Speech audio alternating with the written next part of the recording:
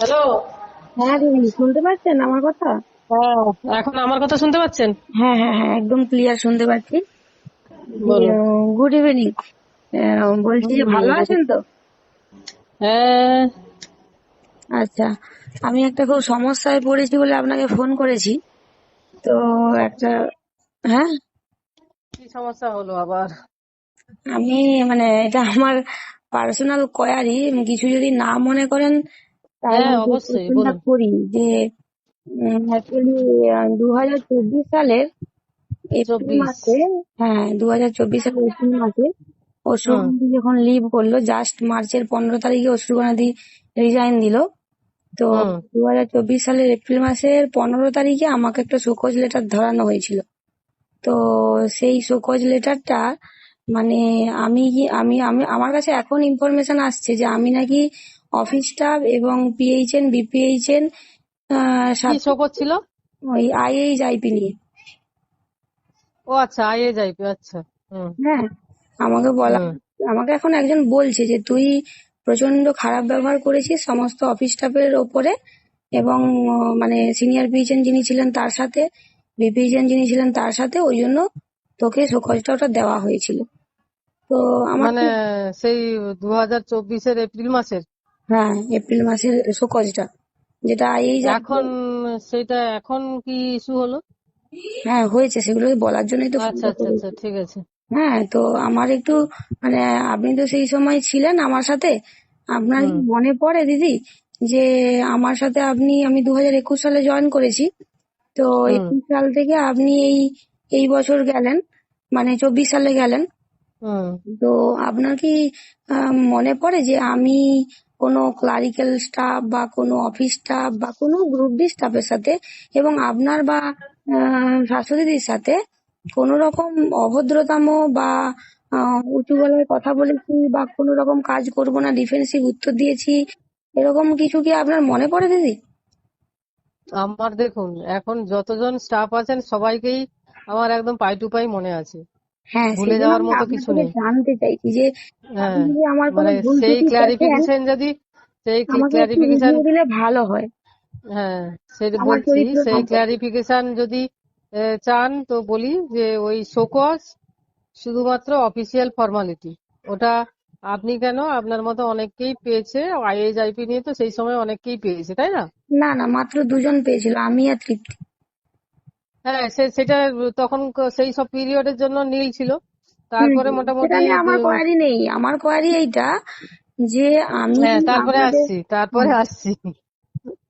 ওটা মানে ওটা এই কারণেই বলছি যে ওটা অফিসিয়াল ফর্মালিটি। শোকজ দেওয়াটা মানে কোনো পানিশমেন্ট নয়, কিন্তু ওটা হ্যাঁ জাস্ট আমি তো কাজটা। অ্যাকসেপ্ট করেছি, আমি অ্যাকসেপ্ট করিনি দিদি, হ্যাঁ আমি তো হ্যাঁ লেটার হ্যাঁ। সাবমিট না না, আমি করেছি। সেটা বলছি। বা আমি কোনো এইটা অ্যাগ্রেসিভ কোনো হয়ে আপনাকে পার্সোনাল উত্তর আপনার দিয়েছি? সাথে। না না, আমি না, কোনো অ্যাগ্রেসিভ আপনার উত্তর দিয়েছি বা কারুর সাথে ওই লেটার নিয়ে এসে খারাপ ব্যবহার করেছি আপনার কি মনে পড়ে দিদি? একটু পোলাইটলি মনে বলুন পুরো না। পুরো খোলা মনেই বলছি, একদম পুরো খোলা। সেটা হচ্ছে এইরকম। আহ, আপনি অন্তত কোনোদিনই 4 পয়েন্ট মানে একটু সামনে কোনোদিনও আসেন না। কোনো সমস্যা হলে নিজেরাই নিজেরাই মিটিয়ে নেন। আপনি আপনার ব্যাপারটাই আমি বলছি, মিটিয়ে নেন। খুব একটা সমস্যা না হলে অন্তত আমার সাথে তো অন্তত পার্সোনালি ওই অশ্রুকন্যা দিয়ে হ্যান্ডওভার নিয়ে একটু বলেছিলেন, না হলে কিন্তু কোনোদিনও আপনার সাথে আমার পার্সোনালি কোনো বিষয়ে কথা হয়নি। মানে আপনি এমনই, অন্যান্য থেকে অনেক রকম একটু আলাদা রকমই চুপচাপই থাকেন। এবং কথা বলা কি, মানে যদি আমাকে কেউ বলে সবার সামনে বলতে, তাহলে আমি এটাই বলবো যে আপনি ওইরকম কোনো ডেসপারেট অ্যান্সার তো আমি কোনোদিন পাইও নি। আমরা অফিসিয়ালি ফর্মালিটি যেমন করেছি সেটা আপনার খারাপ লাগতে পারে, কিন্তু সেই জন্য আপনাকে আমি কখনো খারাপ এই তকমাটা অন্তত আপনাকে দিতে পারবো না। আচ্ছা। হ্যাঁ। হুম। আহ, এটা আমি এটা আমি কেন, ওই ব্লকের আমি জানি না কারা বলছে, অফিসের স্টাফেরাও বলবে যে আপনি ওই রকম অন্তত নয়। এবং একা দিদি আপনি একজন আপনি তো, স্টাফ একা আপনি এবং দিদি অশ্রুকণা দিদি, দিন আসার পরে আপনি হ্যাঁ, তো এতদিন একাই সামলাচ্ছেন। হুম, কোন রকম কি কাউকে বলেছেন যে আমাকে এটা হেল্প করে দাও? আমাদের ব্লক অফিস পর্যন্ত আমি তো এই 3-4 মাস এসেছি, তার আগে পর্যন্ত কোনোদিনও অশ্রুকণা দিয়ে যাওয়ার পরেও প্রায় উম, 8-10 মাস কেটেছে, এবং কোনোদিনও আপনার আসেনি। আপনাকে এরকম করতে হয়েছে, বারবার বারবার রিমাইন্ড দিতে হয়েছে আমাকে কোনো কাজ করানোর জন্য, এএনএম এর সেটাই কোনো তো কাজ বলছি করানোর যে জন্য? কোনোদিনও আসেনি ও সুগনাদি না থাকার পরেও অনেক দিনই, যেটা ওই মাতৃমা, সেটা তো জেলা থেকে অনেকবার বলা সত্ত্বেও শান্তনু ওটা করছিল না আইডিটা। তাও জানি না এখন হয়েছে কিনা। তো আমি হয়ে আসার গেছে, হয়ে সময়, গেছে। আমি থাকার সময় তো হয়েছে। ছিলই না। এএনএম নেম সুস্মিতা সামন্ত দাস। আমি আমার ডেজিগনেটেড এই পোস্টটা পরীক্ষা দিয়ে অনেক কষ্টে পেয়েছি। আমার সেই এইটা পোস্টটাকে ডাউন করে দেওয়া হয়েছে। মাতৃমাতে লেখা হয়েছে এএনএম নেম সুস্মিতা সামন্ত দাস। এইটা আমাদের সিএমওই স্যার কিন্তু ফোর্সফুলি করিয়েছিল, বলেছিল, আমরা কেউ আমি রাজি সেটাও হইনি, মেনে নিয়েছি। সেরকম ম্যাডাম, একটা কেউ ম্যাডাম আমি রাজি সেটাও মানিয়ে মেনে নিনি। নিয়েছি। সেটা হয়েছে আর ওইটা আগামী। মাতৃমাটা এক্সক্লুসিভ এএনএম এর জন্য, ওই জায়গায় যাকেই দেবে তাকে এএনএম হিসেবেই ট্রিট হবে মাতৃমাতে। হ্যাঁ, এইটাই তো আমার জিজ্ঞাস্য। হুম। এটাই জিজ্ঞাস্য। এবং আমি দিদি সেটাও মেনে নিয়েছি। সেটা নিয়েও ডিফেন্সিভ কোনো উত্তর করিনি। সেটাতেও আমি মাদার আইডি ফেলেছি। এখনো পর্যন্ত কাজ করে চলেছি। এবার সেটা আপনি একা নন, ওর সাথে শিল্পাদি আছে। শিল্পাকে আমি ইচ্ছে আহ, করে বলেছি যে তুমি ইচ্ছে করে বাসটা নিতে যেও না, যেটা আমাকে দেওয়া হয়েছে। তোমাকে যখন জোরপূর্বক দেবে তুমি নেবে। হুম আমি নিজে বলেছি। সে আমারটা দেখে ভয় পেয়ে বলছে আমারও কি খুলতে হবে, তাহলে আমি শান্তনুদার কাছে যাচ্ছি। আমি বলছি যতক্ষণ না শান্তনুদা তোমাকে জোরপূর্বক খুলে দেয় তুমি নিজে বাস নিতে যেও না। এইখানে শান্তনুর কোনো নেই, এটা জেলা থেকে বলে। আমরা মিটিং এ শুনে আসি, বলি এতদিন তাই করছিলামও না, না সেরকম ভাবে এইটার আমি দিদি, কোনোদিন এইটার পাত্তা দিদি, দিচ্ছিলাম না। না না, এইটার আমি যদি সিএমওই অফিসে এবং ব্লককে আমি বলি আমি এএনএম এর সমস্ত কাজ করছি এবং করব, আমার তাতে কোনো দ্বিধা নেই। এটার একটা হুম। রিটিন অর্ডার চাই আমার। তাতে কি কোনো খুব খারাপ হবে? না, খারাপ হওয়ার কিছু নেই, কেন খারাপ আমি যে হবে? কাজটা করাচ্ছে, এবং জানেন তো আমি তো সেটা মেঘালয় যদি ঘুরতে গেছিলাম আজ জেলাও এক যদি বছর বলে, বাদে। তাহলে জেলাও বলে দেবে যে আমি আমার আমি আজ সিএস এক এরা বছর করবে। বাদে মেঘালয় ঘুরতে গেছিলাম। 15 দিনের রিল আচ্ছা। চেয়েছিলাম, পাইনি। মাত্র 10 দিনের দিয়েছে, আমি সেটাতেই সন্তুষ্ট। তাও আমি মুখে মুখে কারোর সাথে তর্ক করিনি। আমি 10 দিনের ছুটি নিয়ে গেছি। এখন নতুন নিয়ম হয়েছে ছুটির কাগজে সিন অ্যান্ড এগ্রিড যে লিখবে সে দায়িত্বে থাকবে। তাহলে আমি যাকে সিন অ্যান্ড এগ্রিড করিয়ে গেছি, আমার এলাকার কোনো সমস্যা হলে পিএইচএন এর উচিত কি তাকে ফোন করা? হুম আমাকে রাত্রি 11:30টায়, আমি মানে স্ট্যাটাসে দিয়েছিলাম, আপনি দেখেছেন কিনা জানি না, এগারোটা হুম হুম উনচল্লিশে মেঘালয়ের হোটেলে বসে আমাকে harassed by PHN, new PHN. অকথ্য ভাষায় কথা বলা হয় এবং বলা হয় কাল মর্নিং এ আপনি আমাকে এক্সপ্লেনেশন দেবেন। তাও আমি কিচ্ছু উত্তর করিনি। ঠিক আছে ম্যাডাম, আমি কাল সকালে জেনে জানাবো, এইটুকুই উত্তর দিয়েছি। এইবার পরের দিন ছিল তাই ফার্স্ট নাকি? Saturday meeting. না, পরের সে দিন যদি ছিল ফার্স্ট ছুটিটা, স্যাটারডে হ্যালো। মিটিং। শুনুন, আমার কথাটা শেষ করে দিতে দিন।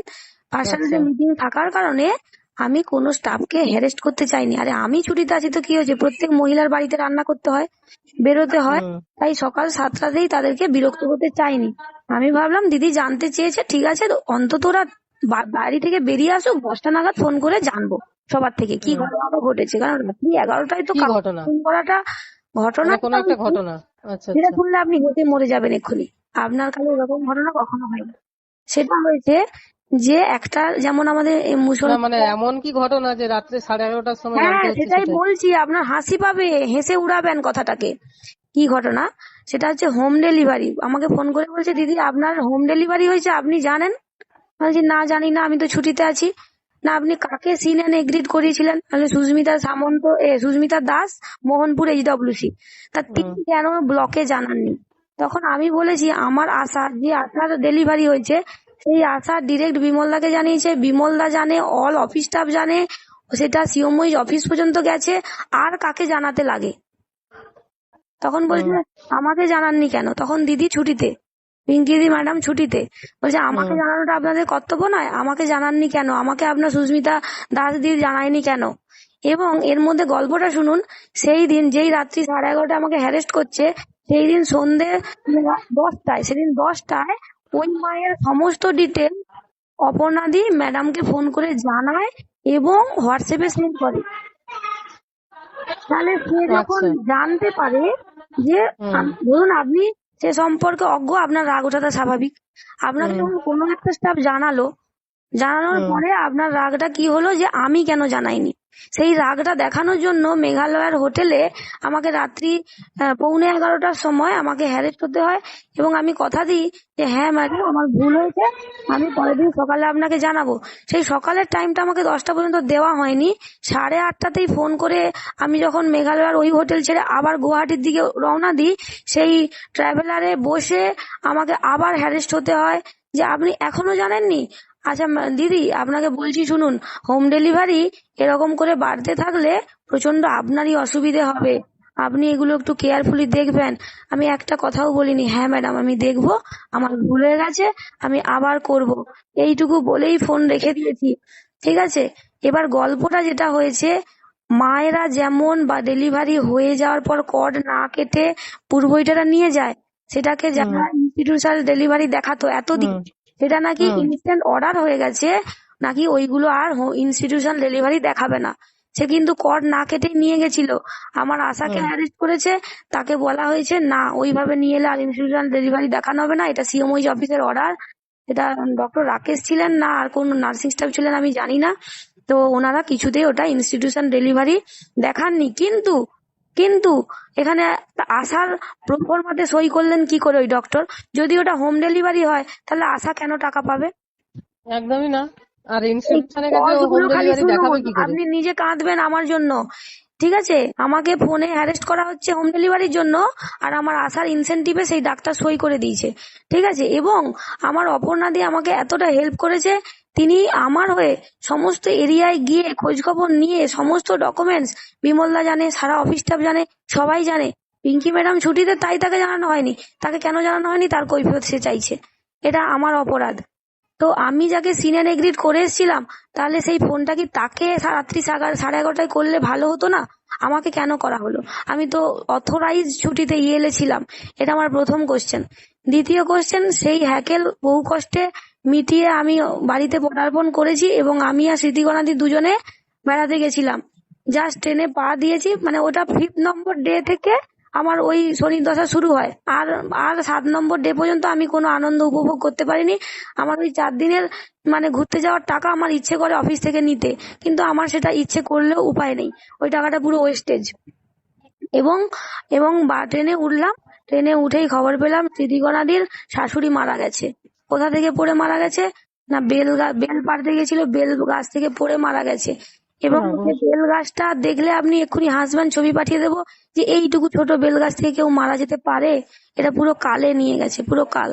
ওর ওই দুধের বাচ্চা, আড়াই আড়াই বছরের বাচ্চা মেয়ে, তাকে কে দেখবে এখন? তার প্রেসার, আমার মেন্টালি হ্যারাসমেন্টের প্রেসার। আমি তো পুরো হ্যারেস্ট হচ্ছি পুরো 15 দিন থেকে। এর আগের ঘটনা বলা হয়নি, এখনো বলবো যদি শুনতে চান, আপনার হাতে সময় থাকে। মানে 15-20 দিন আমি হ্যারেস্ট হচ্ছি এইভাবে, অফিস বাই অফিস।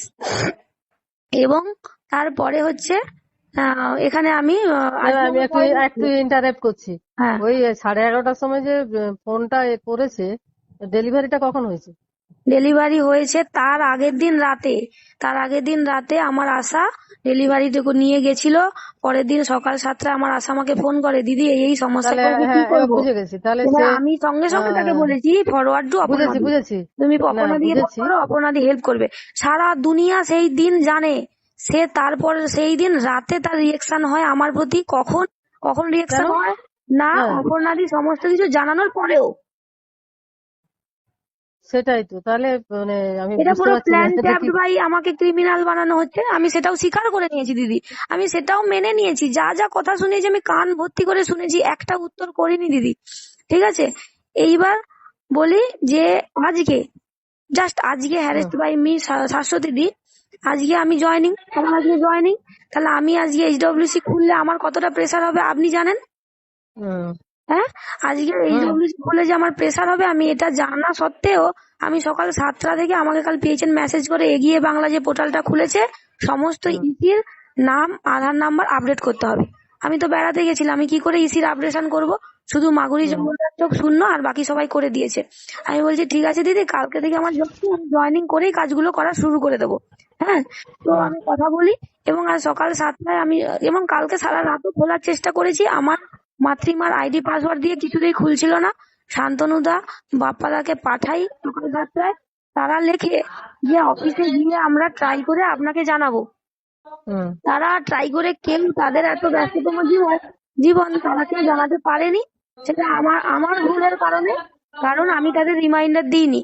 বিকেল 5টায় আমাকে শাশুড়ি ফোন করে বলে, ফোনে হ্যালো না বলে বলে যে এএনএম নেই বলে ঠ্যাং তুলে ঘুমাচ্ছে।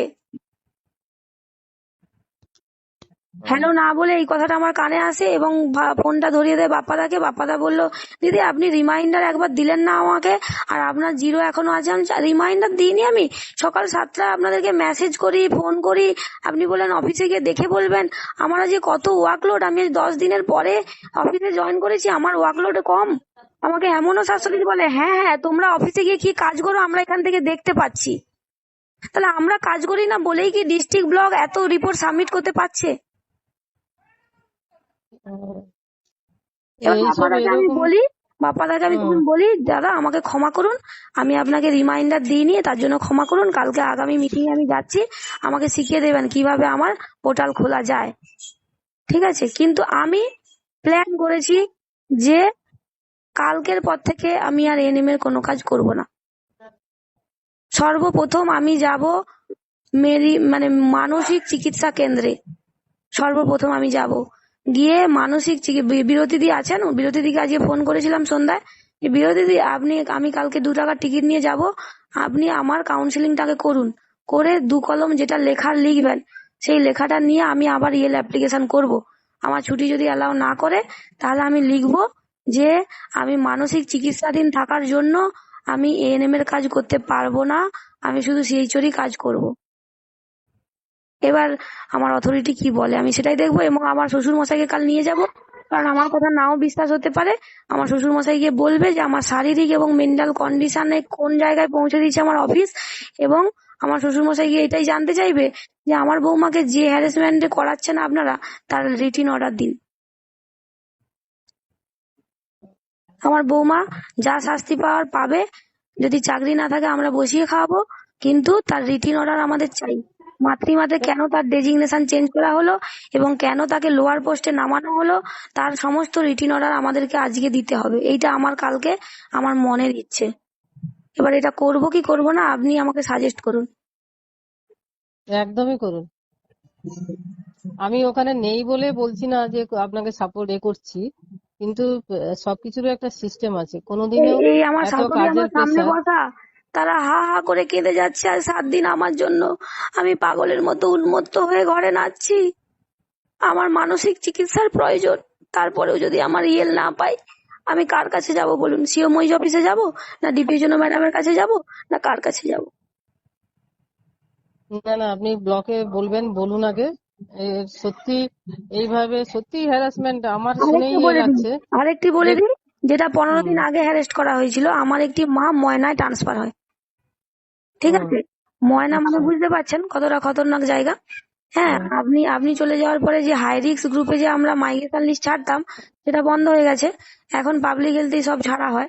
তো আমি মাইগ্রেশন হিস্ট্রিটা ওখানে ছেড়ে দিই একটু তাড়াহুড়োর বসে। সেদিন আমার ক্যাম্প ছিল, সেদিন 4টে মা একসাথে মাইগ্রেশন হচ্ছিল। এবারে যেমন হয় না রেজিস্ট্রেশন মানেই টিটির ডেট, হুম। সেরকম আমি ভুলবশত ওই মাটা লিখে দিই, ঠিক আছে? এবং ভুলবশত, আমি তো স্বীকার করছি, আমি পিএইচএন এর কাছেও স্বীকার করেছি, ভুলবশত লিখে দিই, কিন্তু তার কার্ডে লেখা ছিল না। তার কার্ডে কিন্তু আমি ইঞ্জেকশন না দিয়ে তার ডেট দিইনি, এবং তার এইচআইভি টেস্ট না করে আমি তার ডেট দিইনি, ঠিক আছে? তাকে তাকে আসলে সে যেদিন রেজিস্ট্রেশন তার করি তার সেদিন টেম্পারেচার ছিল, সে আমাকে অনেক রিকোয়েস্ট করেছিল, এবং টেম্পারেচার থাকলে টিটি দেওয়া যায় না, আপনিও জানেন। তো সে রিকোয়েস্ট করেছিল নেক্সট ক্যাম্পে এসে সে টিটিটা নেবে এবং এইচআইভি সিফিলিস সব টেস্টগুলো করবে। তার মাঝে মানে 5 তারিখ ওই ক্যাম্পটা ছিল, 12 তারিখ দ্বিতীয় ক্যাম্পে এসে ও বাকিগুলো নেবে এরকম কথা ছিল।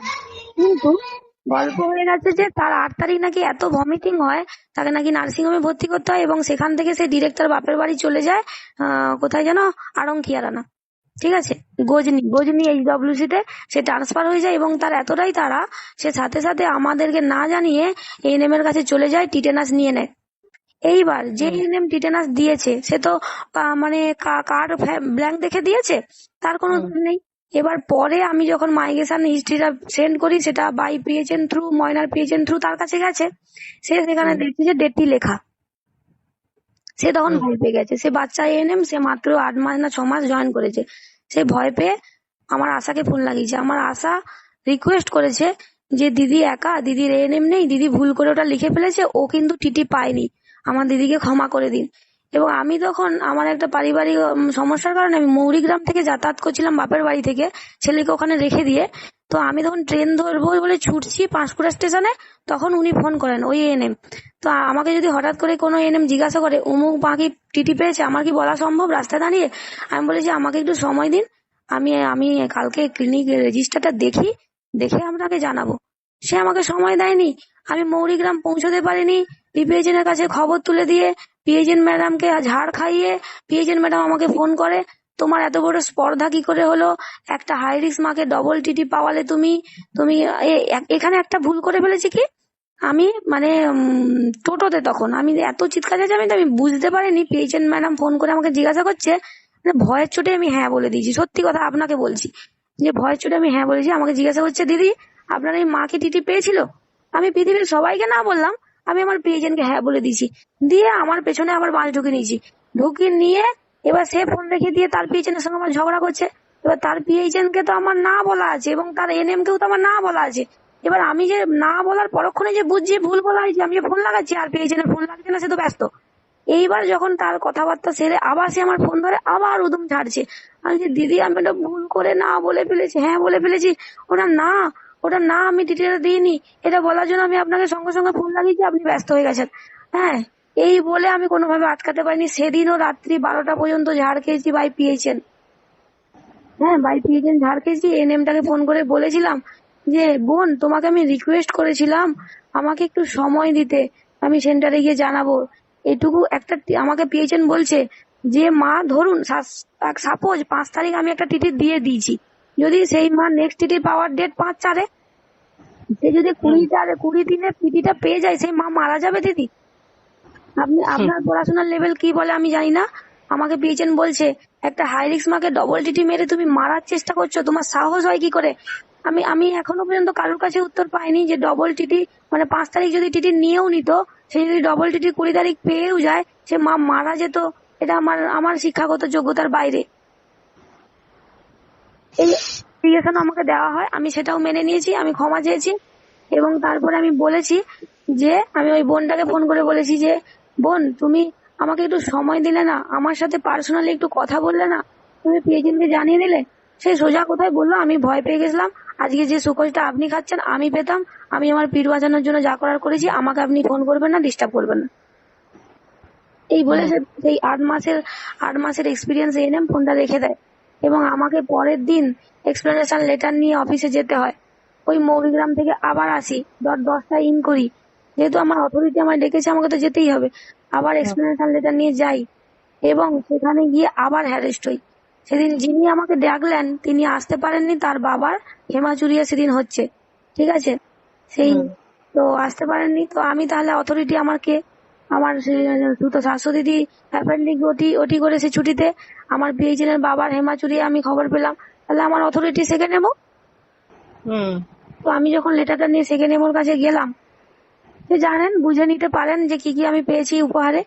সে অনেক উপহার দিল, কাঁদছি বলে বলল get lost from my room, আপনি এত সিএইচও হয়ে কাঁদছেন কি কারণে, আপনার বাড়ির লোকে কেন আনেননি, আপনি এখানে আমাদেরকে নাটক দেখাতে এসছেন, আপনার অসুস্থতা হয়ে গেলে আপনার দায় কে নেবে, অনেক অনেক অনেক অ্যাডং ব্যাডং ব্যাডং ব্যাডং অনেক কথা, সেসব বলবো না, ঠিক আছে। সেদিন আমি বুঝিয়ে এসেছি শান্তনুদা এবং অল অফিস স্টাফকে বুঝিয়ে এসেছি যে এবং জানিয়ে এসেছি, আমাকে শান্তনুদা সান্ত্বনা দিতে এসেছিল যে বোন তুমি এত কেন কষ্ট পাচ্ছ, আমি তোমার পাশে আছি। আমি এক কথায় উত্তর দিয়েছি, হ্যাঁ দাদা আপনারা পাশে আছেন বলেই তো আমার নামের পাশে এএনএম কথাটা যুক্ত হয়েছে। আমার লোয়ার পোস্টে আমি পদোন্নতি বলে না, ওটাকে বাংলায় কি বলে, ডিমোশন, আমার ডিমোশন হয়েছে, আমি সেই থেকে আমি এএনএম এ এসেছি। হ্যাঁ, আপনারা সাথে আছেন বলেই ব্যাস। শান্তনুদা আর একটা কথা বলতে পারে না, মুখ পুরো নিচের দিকে।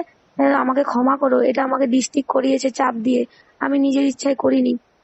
আমাকে কোর্টের নাম্বার দিয়েছে, উকিলের নাম্বার দিয়েছে যে তুমি কেস করো তুমি জিতবে, কিন্তু আমার কেস করার ইচ্ছে নেই। আমার শাশুড়ি শ্বশুর সবসময় হাতে পায়ে ধরছে যে মা তুমি ঠান্ডা হও, তুমি কেস সুসাইড যেও না, তোমার জীবন নষ্ট হয়ে যাবে এবং তোমার কোচবিহার ট্রান্সফার হয়ে যাবে, এইসব ভয় দেখিয়ে আমি এখনো কেসের দিকে যাইনি, মাথাটাও ঠান্ডা রেখেছি। তারপরে আজকের ডেটে এই এগিয়ে বাংলা নিয়ে আমাকে যে হ্যারেস্ট করা হচ্ছে, এবার আমি কি উত্তর দেবো আপনি একটু বলুন। আমার সিনিয়র এতদিন আপনি ছিলেন, আপনাকে আমি অনেক রেসপেক্ট করি, আপনি আমার সম্পর্কে দুটি বাক্য ব্যয় করুন। শুনুন, আপনার এখন রেস্টের দরকার। আপনি কদিন রেস্ট নিন। সেই রেস্টের জন্য তো ছুটি লাগে না, আমার ছুটি হ্যাঁ, আছে, সেই ছুটি সেই মানে ছুটিটা আপনি যদি আমার ইয়ে করুন, অথরিটি না দেয় তো ডাক্তার দেখান, দেখিয়ে রেস্ট লেখান, দেখিয়ে সত্যি রেস্ট দরকার আপনার। একদম এক্সহস্টেড হয়ে আছেন পরপর এই ঘটনাগুলোর জন্য। আপনি সত্যি ভীষণ একদম হ্যারাস্ট হয়ে আছেন, পুরো মেন্টালি একদম হয়ে আছেন। আপনার সত্যি রেস্টের দরকার, মানে আমি এটা সত্যি বলছি, একদম একদম রেস্ট দরকার আপনার। কদিন সত্যি রেস্ট দরকার। হ্যাঁ, সে রেস্ট তো দরকার, আমিও জানি, আমার ফ্যামিলি জানে, কিন্তু এই আমার অথরিটি কি জানে আমার মানসিক চিকিৎসাধীন প্রেসক্রিপশন নিয়ে গেলে ইএল পাবো নাকি আপনাকে কাল জানাবো যে পেলাম নাকি হ্যারেস্ট হলাম।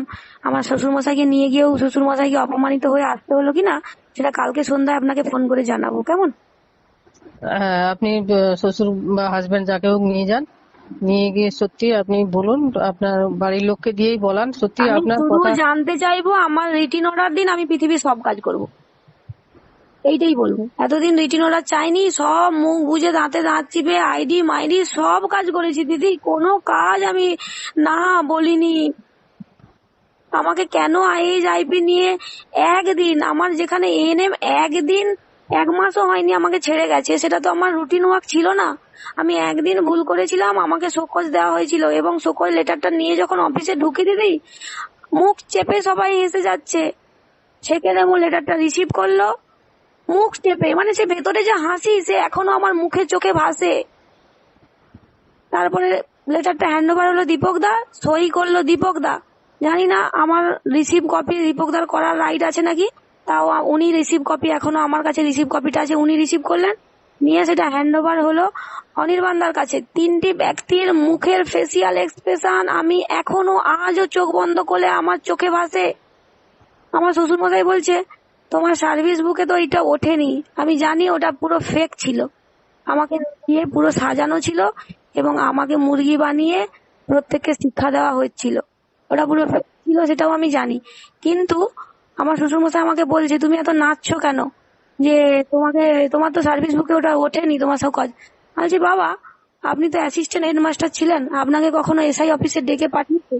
ডেকে পাঠিয়ে অযথা কারণে আপনাকে এক ঘর অফিসের সামনে ওই মুখ চাপা হাসি কেউ হেসেছে আপনার জন্য? যদি হাসতেন তাহলে আপনার এমপ্যাথিটা আমার প্রতি হতো, যদি হয়নি তাহলে আপনাদের এমপ্যাথি আমার প্রতি হবেও না কোনোদিন। এই যন্ত্রণা শুধু আমার, শুধুই আমার।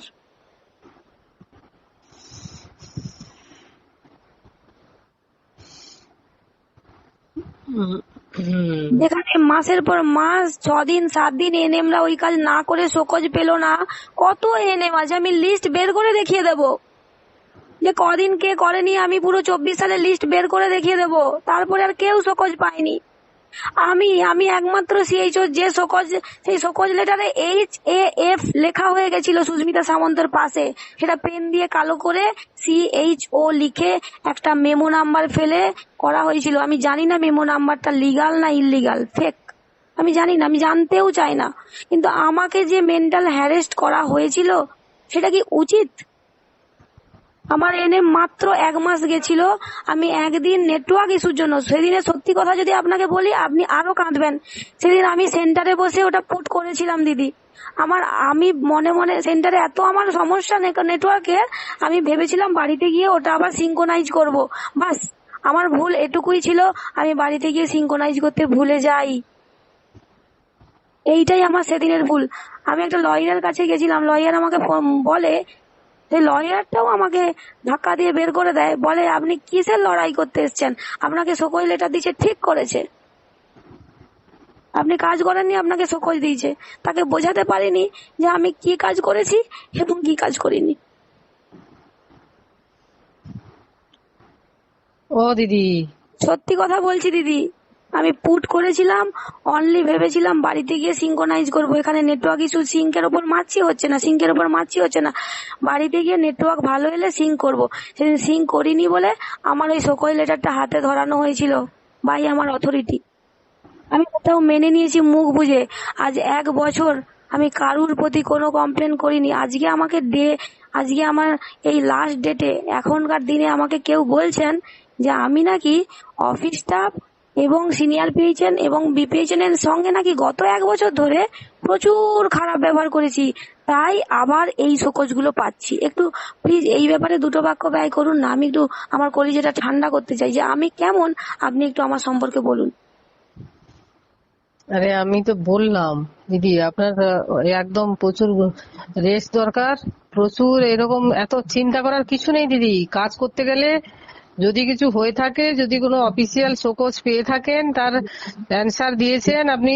নেটওয়ার্ক ইস্যু থাক যাই থাক, আপনি তো লিখেছেন যে আপনি সিঙ্ক্রোনাইজ করতে ভুলে গেছেন বা টিডি দিয়েছেন, দেননি, দিয়ে ভুলে বলা হয়ে গেছে, দিয়ে ফেলেছেন বা কিছু। তো অত ইয়ে করার চাপ নেওয়ার কিছু নেই দিদি। কাজ করলে ভুল হয়। সেই ক্ষমাটা তো করেনি না, এই ক্ষমাটা করেনি। আমাকে বলা হয়েছে একটা মাকে, একটা হাই রিস্ক মা, কি মা না পোস্ট পিএস মা, পোস্ট পিএস মাকে আমি নাকি মার্ডার করার প্ল্যান করেছি 2টো টিপি দিয়ে। যদি আমাকে ক্ষমা করে দিত আমি শান্তই থাকতাম না।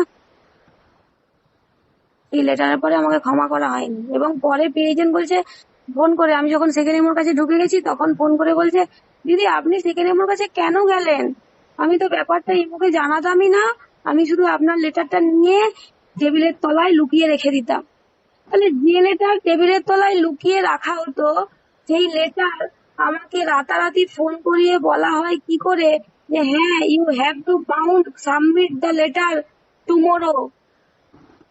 আমি গেছি, তিনি ছিলেন না তাই সেকেন্ড এমোকে দেখাতে গেছি, সেটাও নাকি আমার অপরাধ। আমি কেন সেকেন্ড এমোকে দেখাতে গেছি সেটাও আমার অপরাধ। এবং সে টেবিলের তলায় চাপতে চেয়েছিল, সে চাপতে পারেনি, আমি জানিয়ে দিয়েছি সবাইকে। এবং আমার সেটা রিসিভ কপি এখনো দেয়নি। আমি সেটা কালকে বেড়াতে চলে গেছিলাম, আমি কালকে গিয়ে ওই লেটারটা রিসিভ কপি চাইবো। এই যে এক্সপ্লেনেশনটা আমার নিলেন, তার তো 2 কপি দিয়েছিলাম ম্যাডাম, এক্সপ্লেনেশনের রিসিভ কপিটা দিন, চাইবো কালকে। আচ্ছা ঠিক আছে, চাইবেন চাইবেন নেবেন, ওগুলো অফিসিয়াল ফর্মালিটি, ওগুলো নিয়ে অত চাপ নিচ্ছেন কেন? না না, আমি কিছু চাপ নিচ্ছি না। আমি শুধু মেন্টাল ডাক্তারকে একটা দেখাবো, দিয়ে ওষুধ খাবো, ঘুমাবো। আচ্ছা দেখান, ঘুমোন। হ্যাঁ, এইটা তো সত্যি। আপনি এত অবুঝ হচ্ছেন কেন? এগুলো আমার মনে হচ্ছে কাজ যে করতে গেলে মানে আমি না, 2 বছরের মতো করছি। আপনি বেশি চিন্তা করার দরকার নেই। আপনি কাজ করেন প্রচুর, সেটা কেউ জানে না এরকম নেই, সবাই জানে। না জানে না, জানলে আজকে বলতো না।